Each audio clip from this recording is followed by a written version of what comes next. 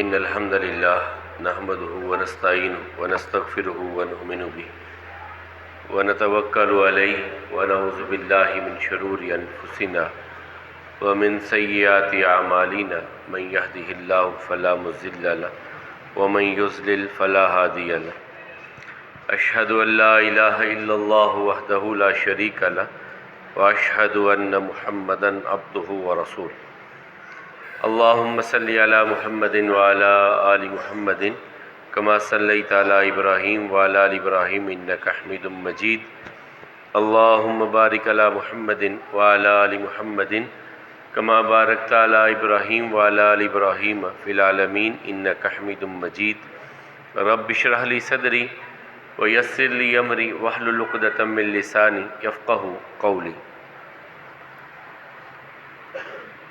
کل ہم 2 ہجری اور 3 ہجری کے کچھ معاملات بیان کر پائے تھے، جن میں خاص طور پہ کچھ غزوات تھے جن میں رسول اللہ صلی اللہ علیہ وسلم خود شامل ہوئے۔ خاص طور پہ بنو قینقاع، یہ یہودیوں کا قبیلہ تھا، اس کے مقابل میں نبی کریم صلی اللہ علیہ وسلم کے اور یہودیوں کی طرف سے میثاق مدینہ کی پہلی جو عہد شکنی کی گئی، اس کے تدارک کے لیے ان کے ساتھ غزوہ ہوا اور انہیں جلا وطن کیا گیا۔ اسی طرح رسول اللہ صلی اللہ علیہ وسلم نے اپنی بیٹی حضرت فاطمہ الزہرا کی شادی، پھر حضرت ام کلثوم کا نکاح، پھر حضرت حفصہ بنت عمر کے ساتھ رسول اللہ صلی اللہ علیہ وسلم کا نکاح، یہ سارے معاملات اسی اثناء میں ہوتے چلے گئے۔ اور اس کے بعد کفار کی طرف سے پہلی مرتبہ جو ہے عید الاضحیٰ یہ ادا کی گئی، پہلی مرتبہ عید الاضحیٰ ادا کی گئی، اور نبی کریم صلی اللہ علیہ وسلم نے مدینہ میں قربانی پہلی مرتبہ کی۔ اور اس کے بارے میں آتا ہے کہ عید کی نماز پڑھانے کے بعد وہیں پر رسول اللہ صلی اللہ علیہ وسلم نے ایک مینڈھا منگوا کر کے اس کی قربانی کی۔ اب اس کے بعد آج 2 بڑے معاملات ہیں، ایک حضرت حسن رضی اللہ تعالیٰ عنہ کی پیدائش اور ایک غزوہ احد، ان پر آج گفتگو ہوگی۔ یہ بھی 3 ہجری کے معاملات ہیں۔ حضرت علی اور حضرت فاطمہ رضی اللہ عنہما کی جب شادی ہو گئی، پھر اللہ تعالیٰ کی طرف سے کرم نوازی ہوئی اور پہلے بیٹے کی پیدائش ہوئی، اور بیٹے کی پیدائش سے پہلے حضرت ام فضل، یہ نبی کریم صلی اللہ علیہ وسلم کی چچی ہیں، عباس بن عبد المطلب کی بیوی ہیں، یہ ہجرت کر کے مکہ سے مدینہ آ چکی تھی۔ حضرت عباس ابھی نہیں آئے تھے، انہیں رسول اللہ صلی اللہ علیہ وسلم نے روک دیا کہ تم ابھی مکہ میں ہی رہو، تمہارا وہاں رہنا بہتر ہے، مسلمان یہ ہو چکے تھے۔ تو ام الفضل نے خواب دیکھا کہ نبی کریم صلی اللہ علیہ وسلم کا جسم کا کوئی حصہ میری گود میں آیا ہے۔ رسول اللہ صلی اللہ علیہ وسلم سے کہا ہو سکتا ہے اللہ تعالیٰ ہمیں صاحب اولاد کرے اور تو اس کو دودھ پلائے گی۔ تو کچھ دن گزرے، حضرت حسن رضی اللہ تعالیٰ عنہ کی پیدائش کی خبر جب رسول اللہ صلی اللہ علیہ وسلم کو دی گئی کہ آپ کے نواسہ پیدا ہوا ہے، تو رسول اللہ صلی اللہ علیہ وسلم فوراً حضرت فاطمہ کے گھر میں گئے اور جا کر کے کہنے لگے ارونی ابنی، دکھاؤ مجھے میرا بیٹا دکھاؤ۔ ما سمیتموہ، کیا نام رکھا ہے تم نے اس کا؟ بیٹے کو ایک ضعیف روایت بھی ہے کہ ان کے کانوں میں آذان، پھر نبی کریم صلی اللہ علیہ وسلم نے حضرت حسن کے آذان تک ملتا ہے۔ یہ جو ہمارے ہاں اقامت کا تصور ہے، یہ میرے علم میں کوئی ایسی حدیث نہیں کہ ایک کان میں اذان کہی جائے اور ایک کان میں اقامت کہی جائے۔ اذان کی حد تک چلیں آپ، بات جو ہے اس کو تسلیم کیا جا سکتا ہے۔ تو رسول اللہ صلی اللہ علیہ وسلم نے اذان کہی اور کہا کہ کیا نام رکھا ہے اس بچے کا؟ ما سمیتمو، کیا نام رکھا ہے؟ حضرت علی رضی اللہ تعالیٰ عنہ بولے حرب، سماہ الحرب، میں نے اس کا نام حرب رکھا ہے، جنگجو، لڑائی والا۔ رسول اللہ صلی اللہ علیہ وسلم بل هو الحسن، یہ حرب نہیں ہے بلکہ یہ تو حسن ہے۔ تو رسول اللہ صلی اللہ علیہ وسلم نے نام اپنی مرضی کا عطا کیا، کہا بل هو الحسن، یہ حسن ہے۔ پھر اللہ کے حبیب علیہ الصلوۃ والسلام نے ان کی طرف سے عقیقہ کیا، خود ایک مینڈھا تھا رسول اللہ صلی اللہ علیہ وسلم کے پاس، اسی کو ذبح کر دیا گیا، اور پھر فرمایا الغلام مرتہن بعقیقۃ یذبح عندہ عنہ یوم الصابح، ہر بچہ جو پیدا ہوتا ہے وہ گروی ہوتا ہے، اس کی طرف سے 7ویں دن جانور ذبح کیا کرو، وَيُسَمَّى وَيُحْلِقْ رَأْسَهُ، اور اس کا نام بھی رکھا کرو 7ویں دن، اور اس کا سر کے بال بھی منڈوایا کرو۔ تو حضرت حسن رضی اللہ تعالیٰ عنہ کا نام تو رسول اللہ صلی اللہ علیہ وسلم نے دے دیا، اذان کا معاملہ بھی ہو گیا، اب عقیقے کا معاملہ بھی اللہ کے حبیب علیہ السلام نے کر دیا، تو حضرت فاطمہ الزہرا رضی اللہ تعالیٰ عنہ کو حکم دیا کہ ان کے سر کے بال جو ہیں وہ 7ویں دن منڈواؤ، اور ان کے بارے میں فرمایا ثم تصدقی بوزن شعرہ من فضۃ علی المساقین، جو ان کے سر کے بال اترے ان کے وزن کے برابر چاندی مسکینوں پر صدقہ کر دو، چاندی کا صدقہ ان بالوں کے وزن کے برابر مسکینوں کے لیے تم کر دو۔ یہ حضرت فاطمہ الزہرا کو رسول اللہ صلی اللہ علیہ وسلم نے کہا۔ ان کی شباہت بہت ملتی تھی رسول اللہ صلی اللہ علیہ وسلم کے ساتھ، جو ایک مشہور واقعہ ہے کہ ایک مرتبہ حضرت ابو بکر اور علی نماز پڑھ کے مسجد سے نکلے رسول اللہ صلی اللہ علیہ وسلم کے دنیا سے جانے کے بعد، تو حضرت حسن کھیل رہے تھے، تو ابو بکر رضی اللہ عنہ نے انہیں اپنے کندھوں پر اٹھا لیا اور کندھوں پر اٹھا کر کے کہنے لگے بی ابی شبیہم بالنبی ولا شبیہم بعلی، اللہ کی قسم میرے ماں باپ قربان، اس کی شباہت نبی کریم صلی اللہ علیہ وسلم سے حسن کی زیادہ ہے، علی تیرے ساتھ شباہت نہیں ملتی۔ فضحک علی، علی رضی اللہ تعالیٰ مسکرا پڑے یہ بات سن کے حضرت ابو بکر کی، اور اپنے بیٹے کو ابو بکر کے کندھوں پہ دیکھ کے علی مسکرا پڑے رضی اللہ تعالیٰ۔ اس کے بعد پھر ان کے بارے میں رسول اللہ صلی اللہ علیہ وسلم وہ مشہور واقعہ بھی ہے نا کہ سرخ رنگ کی قمیضیں پہنی لمبی، اور مسجد میں جب آنے لگے جمعہ کے لیے رسول اللہ صلی اللہ علیہ وسلم خطبہ دے رہے تھے تو یہ پاؤں الجھ گیا اپنی ہی قمیض میں اور یہ گر پڑے، تو ممبر سے اتر کر کے آئے اور اٹھایا، کہا ان ابنی ھذا سید، یہ میرا بیٹا۔ اس سے پہلے ایک بات کہی کہ یقیناً اللہ تعالیٰ کی بات سچ ہے کہ اولاد بڑی آزمائش ہوتی ہے، مال اور اولاد بڑی آزمائش ہے۔ میرا بیٹا گر گیا، مجھ سے دیکھا نہیں گیا، میں نے آ کر کے جب تک اسے اٹھا نہیں لیا تو اٹھا کر کے لے جا کے کہا کہ یہ میرا بیٹا سردار ہوگا، اس کے ہاتھ پر اللہ تعالیٰ دو مسلمانوں کے عظیم گروہوں کے درمیان صلح کروائے گا۔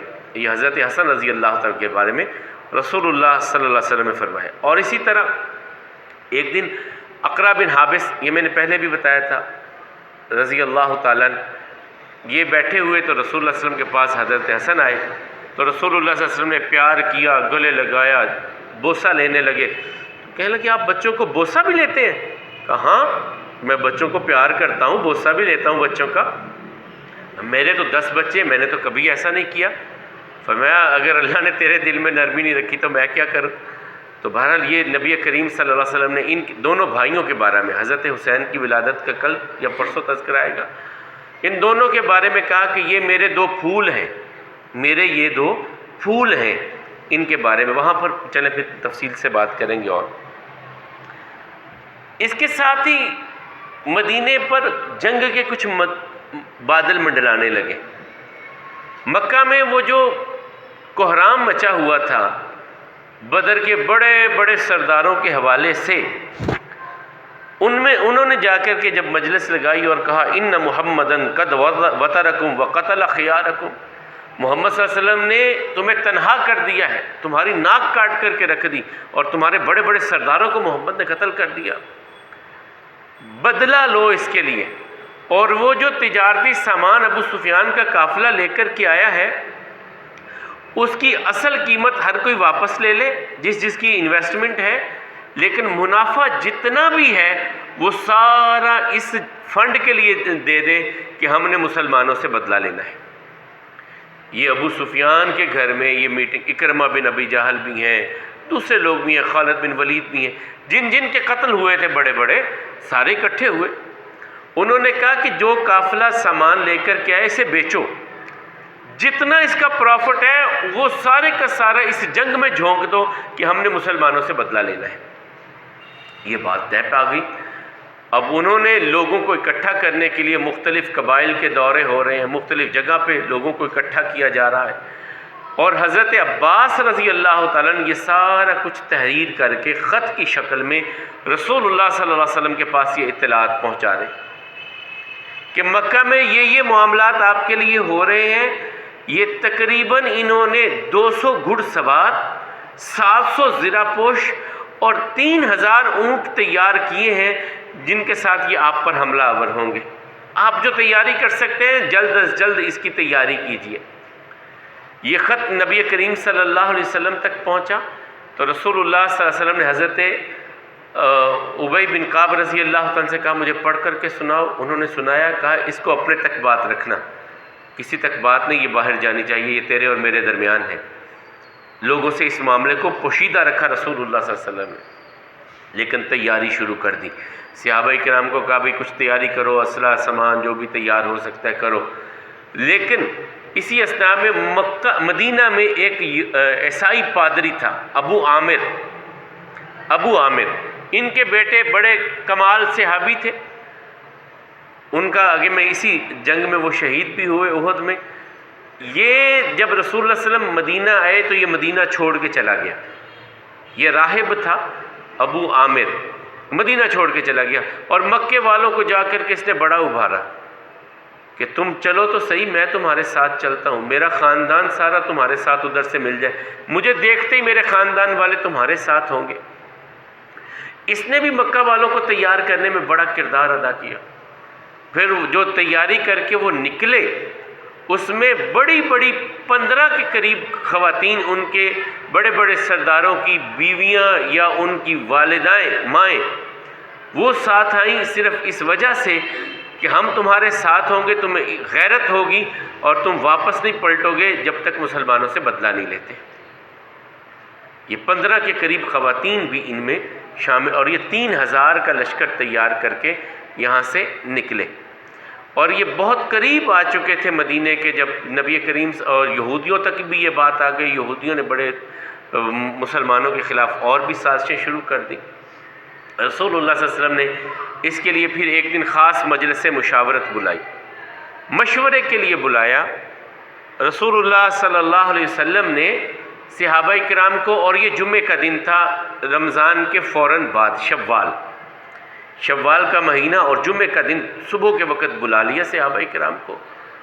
اور اس سے پہلے رسول اللہ صلی اللہ علیہ وسلم نے ایک خواب دیکھا تھا جو صحیح بخاری اور مسلم میں اور دوسری جگہوں پر بھی ہے۔ رسول اللہ صلی اللہ علیہ وسلم کہتے ہیں انی رأیت واللہ خیرا، میں نے دیکھا ایک خواب اور یقیناً میں نے اچھا خواب دیکھا۔ رأیت بقرا تذبح، میں نے دیکھا کہ گائے ذبح کی جا رہی ہے۔ ورأیت فی ذباب سیفی سلما، میں نے اپنی تلوار کے کونے پر دیکھا کہ تھوڑی سی اس میں بوسیدگی یا کوئی ایک تھوڑی سی اس میں ٹوٹ پھوٹ ہو گئی ہے میری تلوار کے کنارے پر۔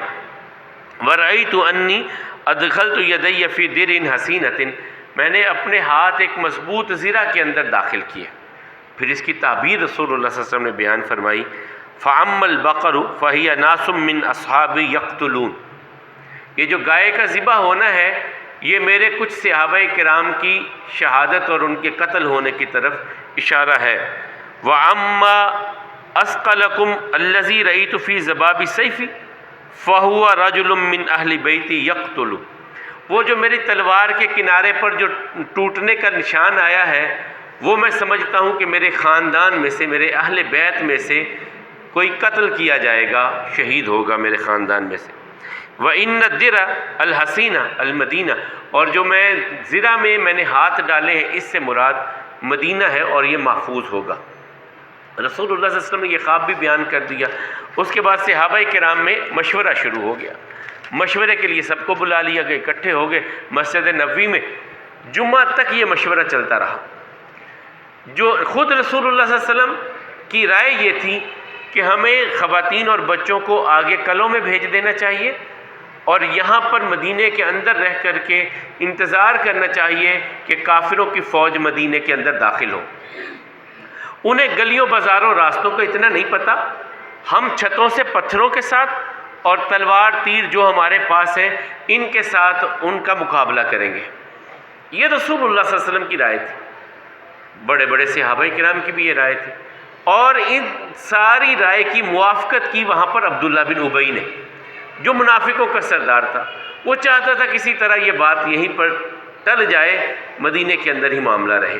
بہرحال اس نے یہ بات کی، لیکن جو نوجوان صحابہ تھے، جو جوش والے تھے، جب خاص طور پہ بدر میں نہیں شامل ہوئے تھے، کہا یا رسول اللہ صلی اللہ علیہ وسلم کھلے میدان میں کافروں سے تلواروں کے ساتھ تلواریں ٹکرائیں، ہم بھی اللہ کے سامنے سرخ روح ہوں، آپ چلیے۔ سنان بن جو ہے مالک بن سنان، ابو سعید خدری رضی اللہ تعالیٰ کے والد، اس میں انہوں نے کہا یا رسول اللہ صلی اللہ علیہ وسلم ہمیں تو سامنے جا کر کے مقابلہ میدان میں کھلے طور پہ کرنا چاہیے۔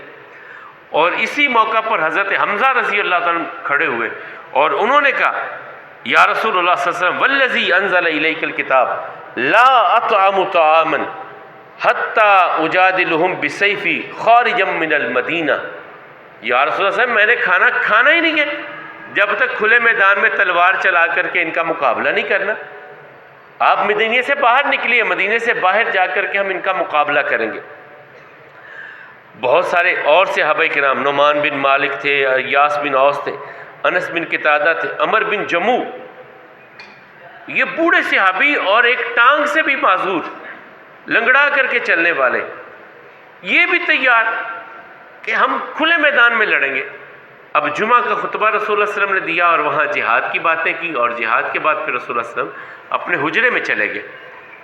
حجرے میں جانے کے بعد رسول اللہ صلی اللہ علیہ وسلم کی امامہ شریف پہنا، حضرت ابو بکر عمر ساتھ ہے، دستار پہنائی گئی، اس کے اوپر لوہے کی وہ جو خود ہوتی ہے لوہے کی ٹوپی جو پہنائی گئی، پھر زرہ سے نیچے ایک چمڑے کا جو ہے وہ جیکٹ ٹائپ تھی، وہ جو رسول اللہ صلی اللہ علیہ وسلم کے لیے پہنائی گئی، پھر اس کے اوپر لوہے کی زرہ پہنائی گئی رسول اللہ صلی اللہ علیہ وسلم کو۔ باہر آئے تو حضرت اسید ابن حضیر رضی اللہ تعالیٰ اور اسعد بن عبادہ نے نوجوان صحابہ کرام سے کہا کہ تم نے رسول اللہ صلی اللہ علیہ وسلم کے سامنے اتنی تکرار کیوں کی ہے؟ تمہیں رسول اللہ صلی اللہ علیہ وسلم کے سامنے تکرار نہیں کرنی چاہیے تھی۔ اب وہ سارے صحابہ کہنے لگے واقعی یار ہم نے جذباتی ہو کے باتیں تو بہت کر دی مشورے میں۔ جب رسول اللہ صلی اللہ علیہ وسلم زرہ پہن کے آئے، وہ کہنے لگے یا رسول اللہ صلی اللہ علیہ وسلم فیصلہ آپ نے کرنا ہے، ہم جذبات میں آ کر کے شاید زیادہ بول گئے، تو آپ جو فیصلہ کریں گے۔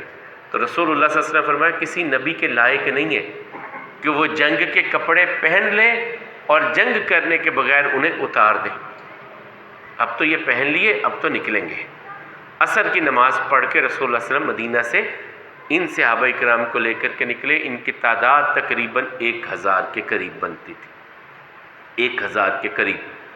اب رات کے چلتے چلتے تھوڑا سا، یہ تقریباً 5-6 کلومیٹر کا سفر ہے احد پہاڑ کا، 6 کلومیٹر یا 5 کلومیٹر ہے۔ تو نبی مکرم صلی اللہ علیہ وسلم ابھی تھوڑا سا آگے گئے، مغرب کا وقت ہو گیا، بلال نے اذان کہی، نماز ہوئی، پھر اسی طرح عشاء کی اذان ہوئی، پڑاؤ ڈال لیا گیا۔ پھر تھوڑا سا صبح اٹھ کر کے جب سفر آگے کرنے لگے تو عبداللہ بن ابی نے یہاں پر بے حیائی کا ایک عمل کیا۔ اس نے وہاں پر عین جب دیکھا کہ اب تو ہم میدان کے بالکل قریب آ چکے ہیں اور کافر بھی بڑی تعداد میں آ گئے، اب تو لڑنا پڑے گا، اس نے کہا جی میری بات آپ نے مانی نہیں، بچوں کی بات، دوسرے لوگوں کی بات مان لی، میں اتنا بڑا سردار، میری بات کو آپ نے اہمیت ہی نہیں دی۔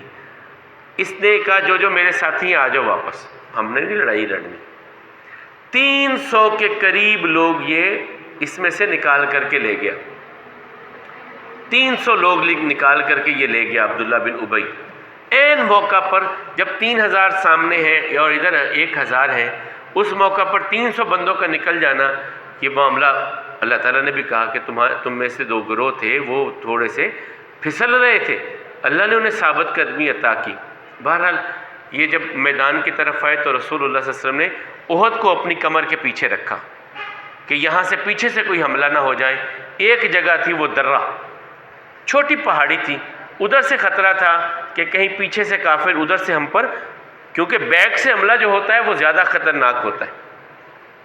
تو رسول اللہ صلی اللہ علیہ وسلم نے احد تو ہے لیکن یہ درہ بھی ہے، اس پر حضرت عبداللہ بن جبیر رضی اللہ تعالیٰ عنہ کو 50 تیر انداز دے کر کے کہا کہ آپ لوگ یہاں پر بیٹھے، آپ نے یہاں سے ہلنا نہیں ہے جب تک ہم آپ کو نہیں بلائیں گے، ہماری لاشیں ہو جائیں، شہید کر دیے جائیں، کچھ ہو جائے، یہ نہیں فکر کرنی، تم نے اس جگہ سے نہیں ہلنا۔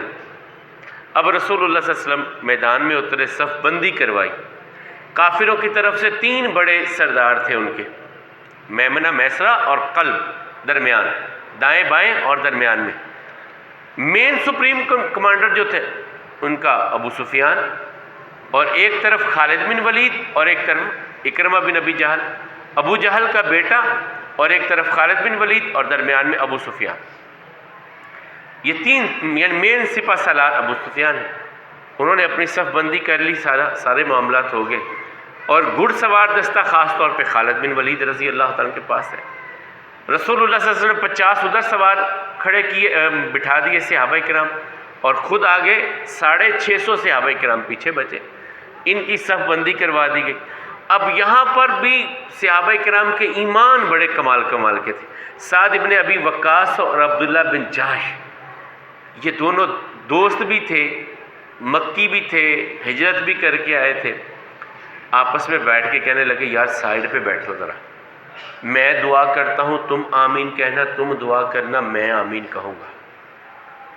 سعد بن ابی وقاص کہنے لگے یا اللہ میں تیرے نام پہ لڑنے کے لیے آیا ہوں، طاقتور ترین بندہ میرے سامنے کافر آئے، میں اس سے لڑوں، پھر اللہ مجھے کامیابی عطا کرنا۔ عبداللہ بن جحش کہنے لگے آمین۔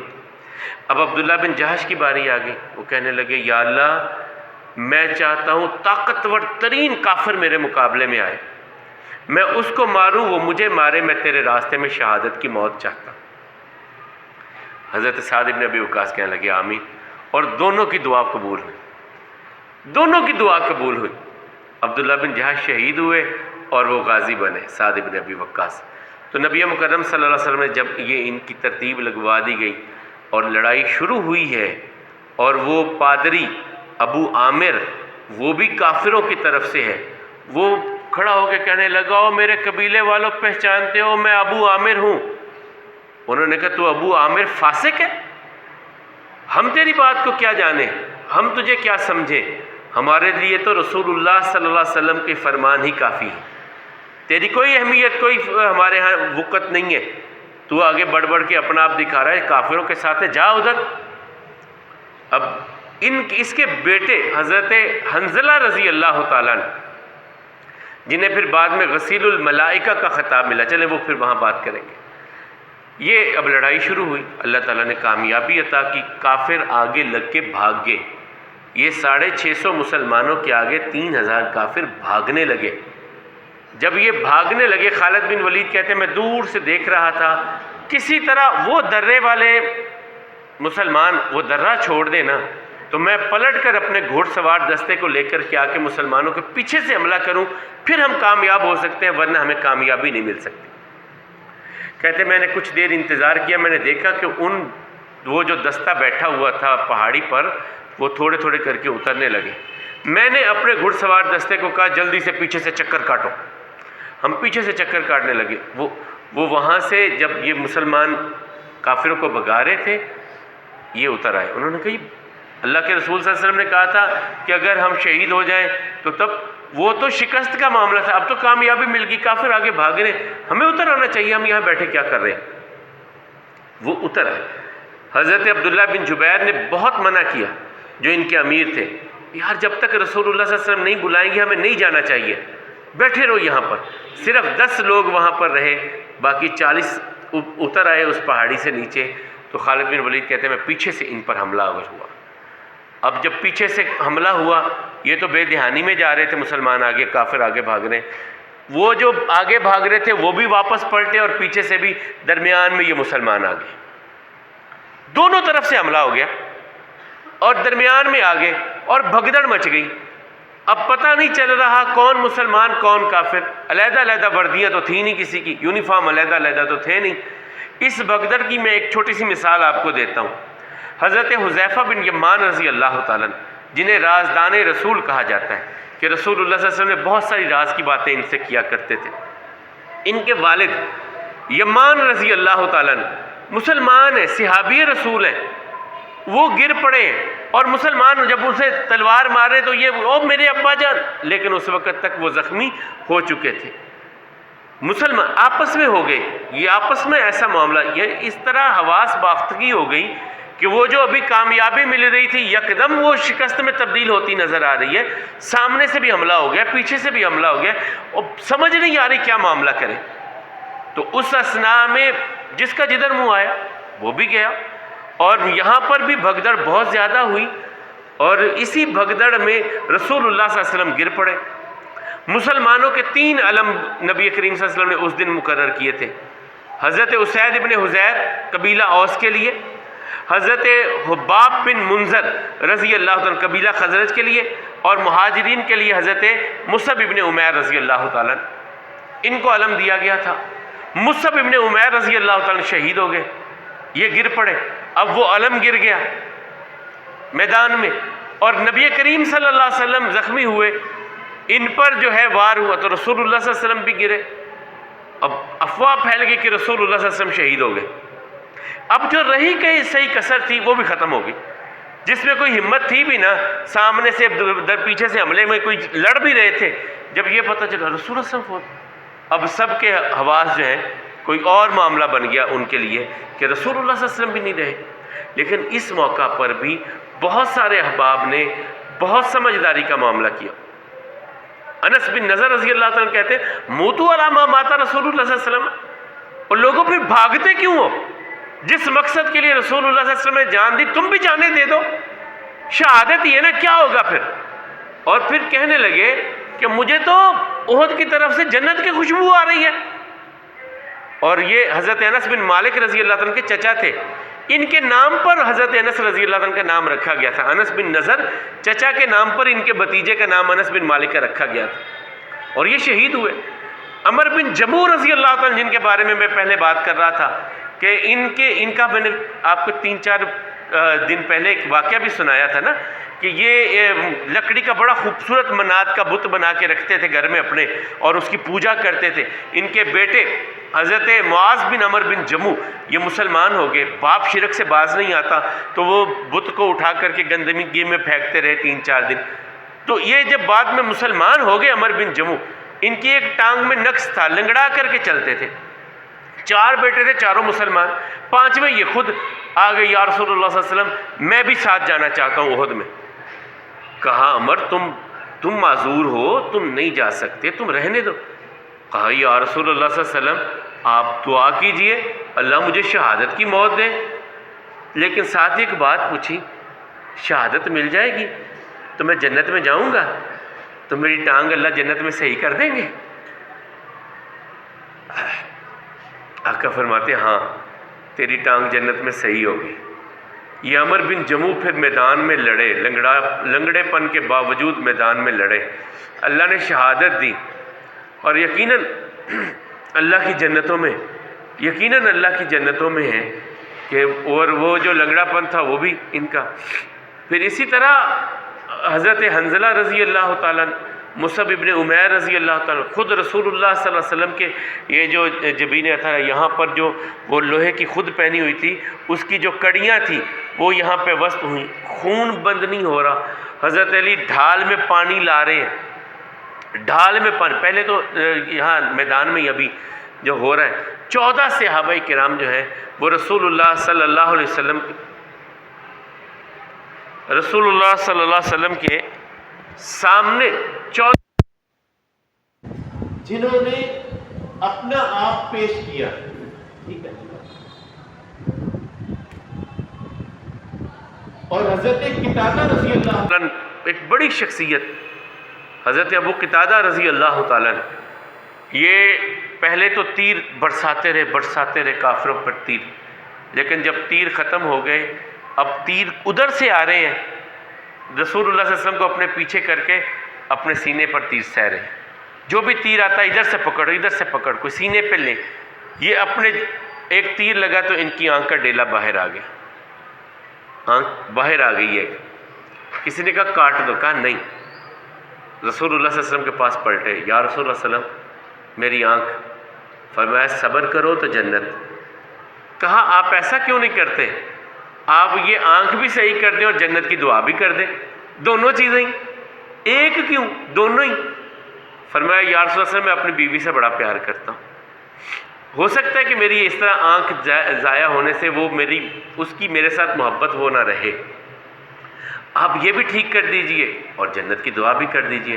رسول اللہ صلی اللہ علیہ وسلم نے دونوں کی چیزیں کی، بسم اللہ پڑھ کے ان کی آنکھ کو درست کیا اور آنکھ ان کی بالکل ٹھیک ہو گئی، حضرت ابو قتادہ رضی اللہ تعالیٰ عنہ کی، اور پھر جنت کی دعا بھی مل گئی۔ یہ ہوتا ہے سونے پہ سہاگا، ایک نہیں دو، آنکھ بھی ٹھیک ہو گئی اور جنت کی دعا بھی رسول اللہ صلی اللہ علیہ وسلم سے مل گئی۔ تو نبی مکرم صلی اللہ علیہ وسلم کے سامنے یہ 14 انصاری اور مہاجرین صحابہ کرام، اور اس وقت جب کہا رسول اللہ صلی اللہ علیہ وسلم تھوڑا سا سائڈ پہ ہو کر کے میدان کی طرف دیکھنے لگے تو کہا نہری دون نہری کا یا رسول اللہ کے رسول صلی اللہ علیہ وسلم آپ کے سینے کے مقابلے میں ہمارے سینے حاضر ہیں، جو تیر آپ کی طرف آئے گا ہم اپنے سینوں پر برداشت کریں گے۔ اور ایسا کیا ان لوگوں نے، ایسا کیا۔ پھر رسول اللہ صلی اللہ علیہ وسلم نے جب زخمی ہوئے، حضرت علی رضی اللہ تعالیٰ عنہ ڈھال میں پانی لے کر کے آئے، سیدہ فاطمہ الزہرا اپنے ابا جان کے خون کو صاف کریے لیکن وہ بہہ رہا ہے، پھر ایک بوریا کو جلایا، اس کی راکھ بنا کر کے وہ رکھی جس سے خون جو ہے وہ بند ہوا۔ پھر رسول اللہ صلی اللہ علیہ وسلم کو لے کر کے پہاڑی کے درے کے اوپر، احد کے اوپر چڑھ گئے۔ یہ وہ پہاڑ ہے جس کے بارے میں رسول اللہ صلی اللہ علیہ وسلم فرمایا میں اس سے پیار کرتا ہوں، یہ مجھ سے پیار کرتا ہے، میں اس سے پیار کرتا ہوں، یہ مجھ سے پیار کرتا ہے، رسول اللہ صلی اللہ علیہ وسلم نے فرمایا۔ اب یہاں پر 70 کے قریب صحابہ کرام شہید ہوئے، زخمی بہت سارے ہوئے۔ ابو سفیان واپس پلٹے، آ کر کے کہا فی القوم محمدہ، کیا تمہیں محمد صلی اللہ علیہ وسلم نے کہا خاموش رہو، ابو بکر ہے، عمر ہے، خاموش رہو۔ کہا اولو حبل لنا عزا ولا عزا لکم، ہمارے عزا دیوی نے ہمیں جتا دیا، تمہاری بھی کوئی عزا ہوتی تمہیں جتا دیتی۔ رسول اللہ صلی اللہ علیہ وسلم اب جواب دو، اللہ مولا ولا مولا لکم، اللہ ہمارا مددگار ہے، تمہارا مددگار نہیں ہے۔ اب یہ واپس پلٹ گئے، راستے میں جا کر کے احساس ہوا کہ ہماری فتح ادھوری ہے، ہمیں آگے جا کر کے مدینے پر حملہ کرنا چاہیے تھا، واپس پلٹنے کا ارادہ کیا۔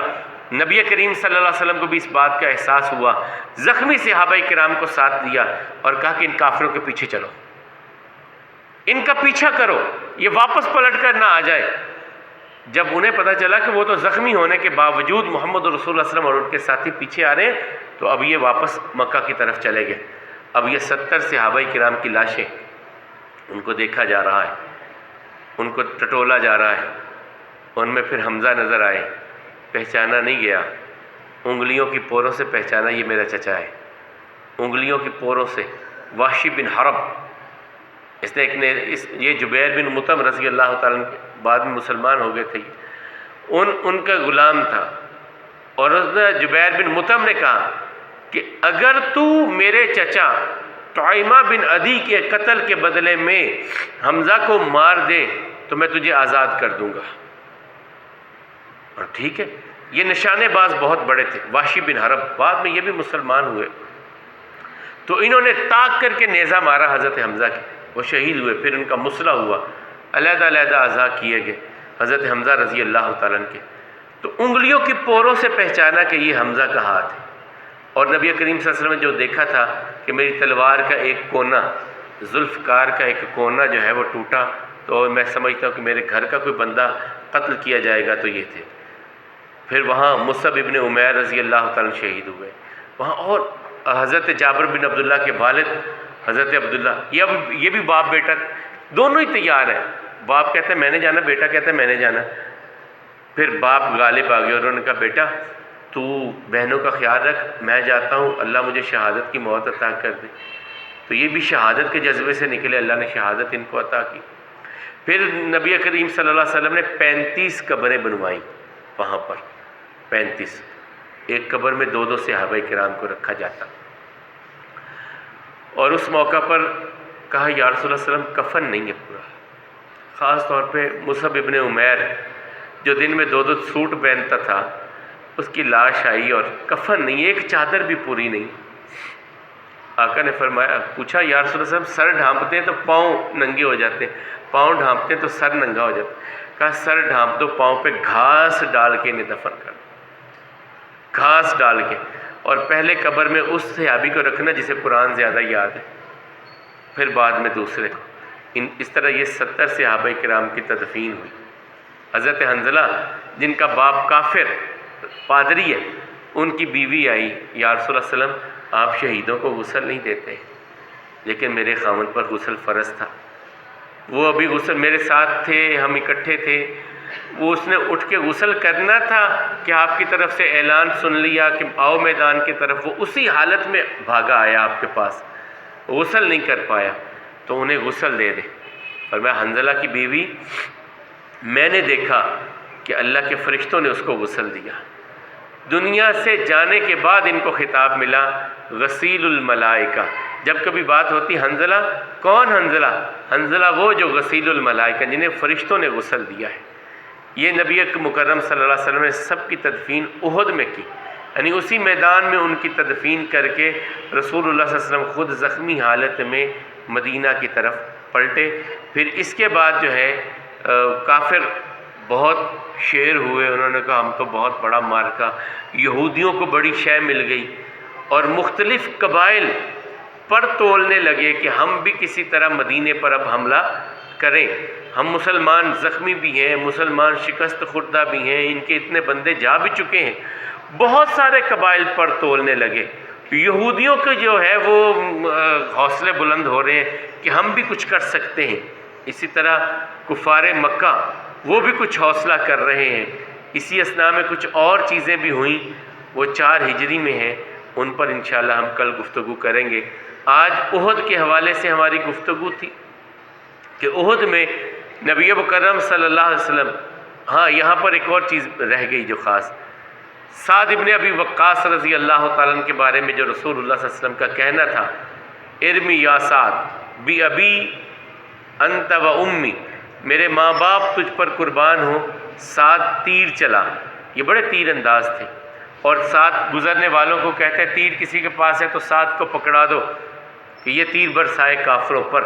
ان کے بارے میں یہاں رسول اللہ صلی اللہ علیہ وسلم نے یہ بھی بشارت دی۔ اور جب حضرت صفیہ بنت عبد المطلب، حضرت زبیر بن عوام کی والدہ، رسول اللہ صلی اللہ علیہ وسلم کی پھوپھی آنے لگیں میدان کی طرف، تو رسول اللہ صلی اللہ علیہ وسلم نے دیکھ لیا، تو اب زبیر کو بھیجا اپنی ماں کو کہو نہ آئے میدان میں، بھائی کی لاش دے کر کے کہیں بے صبری نہ ہو جائے، صبر کا دامن نہ چھوٹ جائے۔ تو انہوں نے کہا میں بھی تو رسول اللہ صلی اللہ علیہ وسلم کو ماننے والی ہوں، اگر وہ صبر کے اس پیمانے پر ہے تو کچھ نہ کچھ صبر تو ہم میں بھی ہے۔ تو پھر انہوں نے آ کر کے بھی بھائی کی لاش کو دیکھا۔ اس طرح وہ جو ہے ایک خاتون مدینہ میں بے چین ہوئیں، پتہ چلا کہ رسول اللہ صلی اللہ علیہ وسلم شہید ہوئے، آئیں میدان کی طرف آ رہی ہیں، جو بندہ مل رہا ہے رسول اللہ صلی اللہ علیہ وسلم کا کیا حال ہے؟ کہا تیرا باپ شہید ہو گیا، کہا انا للہ و انا الیہ راجعون۔ آگے بڑھی، پھر کسی آنے والے سے پوچھا رسول اللہ صلی اللہ علیہ وسلم کا کیا حال ہے؟ کہا تیرا بیٹا بھی شہید ہو گیا، کہا انا للہ و انا الیہ راجعون۔ آگے بڑھی، پھر ایک آنے والے سے پوچھا رسول اللہ صلی اللہ علیہ وسلم کا کیا حال ہے؟ کہا تیرا خامد بھی شہید ہو گیا، کہا انا للہ و انا الیہ راجعون۔ کہا مجھے رسول اللہ صلی اللہ علیہ وسلم کا بتاؤ۔ کہا وہ ٹھیک ہے، لیکن تسلی نہیں ہوئی جب تک میدان میں آ کے رسول اللہ صلی اللہ علیہ وسلم کو نہیں دیکھا۔ اور پھر ایک جملہ کہا کل مصیبت بعدک جلل، آپ کو دیکھ لیا ساری غم ساری تکلیفیں بھول گئی، آپ سلامت ہیں، اللہ کے دین کا علم جو ہے وہ بلند رہے گا۔ ہمارے آگے چلے گئے وہ اللہ کے نام پر شہید ہو گئے، اللہ کی جنتوں میں چلے گئے۔ جابر بن عبداللہ رضی اللہ عنہ کے والد جو یہاں پر شہید ہوئے، ان کے بارے میں پھر رسول اللہ صلی اللہ علیہ وسلم نے کہا حضرت جابر رضی اللہ تعالیٰ عنہ سے کہ جب تیرا باپ شہید ہوا، اللہ تعالیٰ نے اسے زندہ کر کے اپنے سامنے کھڑا کیا اور تیرے باپ سے پوچھا کیا چاہتے ہو؟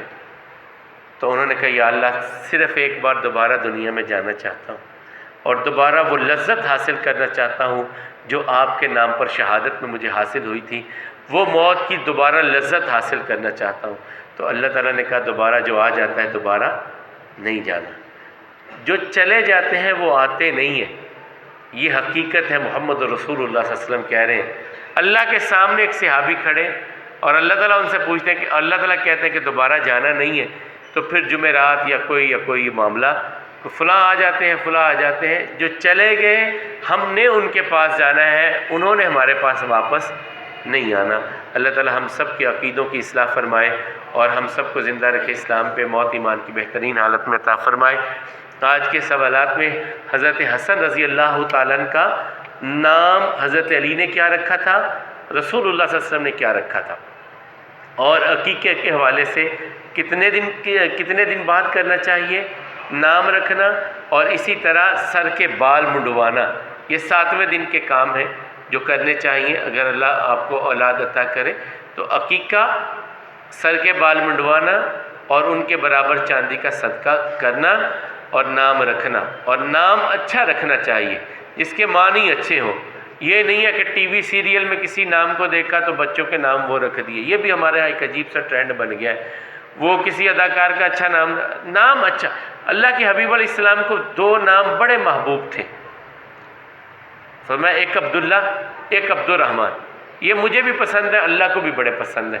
اور تیسرا پسندیدہ ترین ناموں میں سے ایک نام تھا حارث، یہ نبی کریم صلی اللہ علیہ وسلم کو بہت پسند تھا۔ نام رکھے انبیاء کے نام پر، رسول اللہ صلی اللہ علیہ وسلم نے کہا انبیاء کے نام پر نام رکھو، صحابہ کرام کے نام پر نام رکھے۔ کن ایکٹروں اور کن کے پیچھے پڑ جائیں جن کے ناموں کے معنی کا بھی پتہ نہیں ہوتا، ہم ویسے ہی رکھ لیتے ہیں۔